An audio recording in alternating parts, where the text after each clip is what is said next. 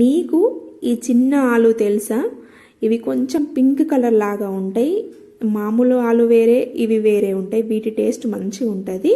నేను వీటితోటైతే మెంతికూర కాంబినేషన్లో చేస్తాను, చాలా బాగుంటుంది. చూడండి, ముందైతే ఆయిల్ వేసుకొని అది వేగిన తర్వాత పోపు గింజలు, పచ్చిమిర్చి, ఉల్లిగడ్డ, ఇంకా అల్లం వెల్లుల్లి పేస్ట్ వేసుకొని మంచిగా వేగనీయాలి.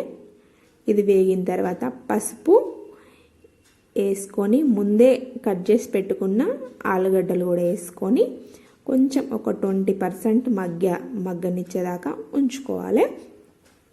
అది కూడా మగ్గిన తర్వాత మనం ముందే మెంతి కూరను మంచిగా కడిగి పెట్టుకొని దీంట్లో వేసుకోవాలి.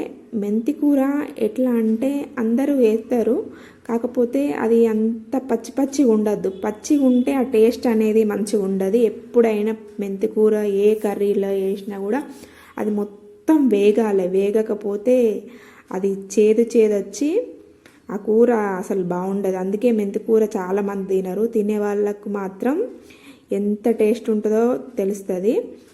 ఇట్లా అది వేగనిచ్చి దాంట్లోకి ఉప్పు వేసి ఈ కర్రీకి సరిపడా టమాటాలు వేసుకొని ఇంకా కారం వేసుకొని మూత పెట్టుకోవాలి.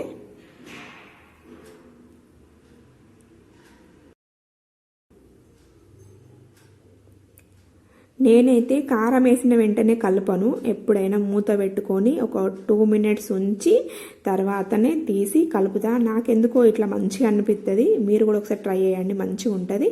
ఇట్లా కలుపుకొని ఈ కర్రీకి సరిపడా నీళ్ళు వేసుకోవాలి. ఇట్లా నీళ్ళు వేసుకొని ఇది కొంచెం ఉడికిన తర్వాత గరం మసాలా వేసుకోవాలి. గరం మసాలా కూడా వేసుకొని ఈ కర్రీకి సరిపడా ఉప్పు వేసుకోవాలి. నేను ఇంతకు ముందు కూడా ఉప్పు వేసిన, కానీ అది ఓన్లీ ఆలు ఉడకడానికి మాత్రమే వేసిన. ఇప్పుడు మొత్తం కర్రీకి సరిపడా వేసిన. మీరు ఎప్పుడన్నా పెద్ద ఆలు కాకుండా ఈ చిన్నది ఒకసారి ట్రై చేయండి, చాలా చాలా టేస్ట్ ఉంటుంది. అది కూడా కొంచెం పింక్ కలర్లో ఉండాలి.